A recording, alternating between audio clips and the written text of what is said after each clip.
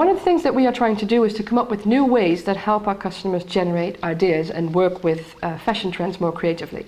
So one thing that we found was it would really help customers to generate new timeless designs if they would realize that creating timeless recognizable styles is about combining recognizable features rather than just re-releasing old shoes as they are and just putting a logo on them.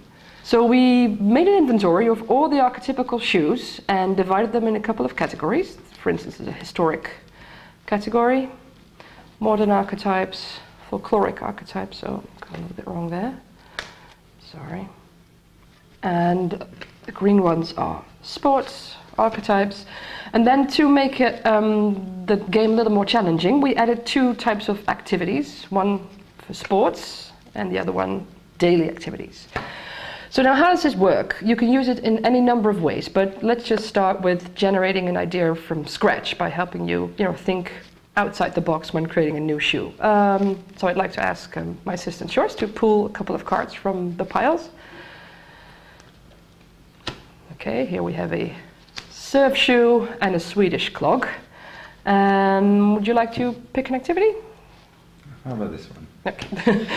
Listening to music. So now the idea would be, how do we create a design, a shoe, but it might also be something else, that combines a clog, a surf shoe, and is meant to somehow, enhance your experience when listening to music.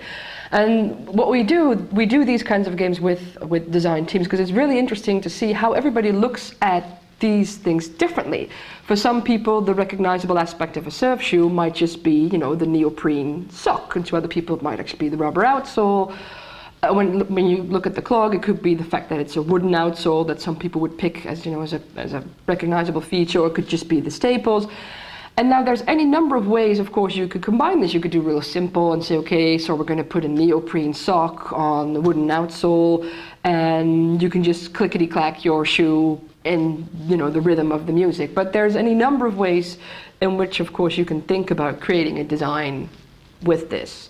Another way that you could use this is just if you already have a design. A lot of companies have carryover designs, shoes that are iconic to them that they have to update like each and every season.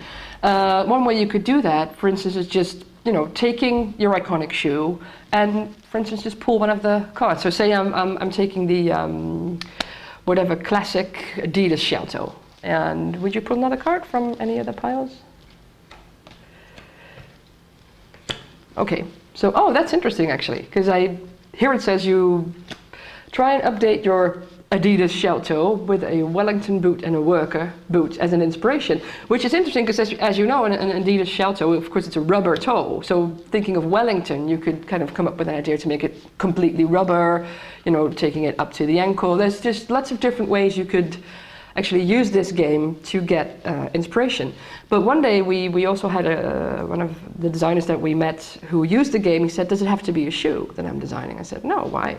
And he just pulled a wooden Dutch clog, a bowling shoe, and as an activity he pulled eating. And what he came up with was a wooden noodle bowl, which looked like two wooden clogs fused together. Then he made perforations in the top that followed the lines of a bowling shoe. And then he called it Eat From My Feet as a noodle bowl. So there's lots of different ways that you can actually use this type of game to generate ideas.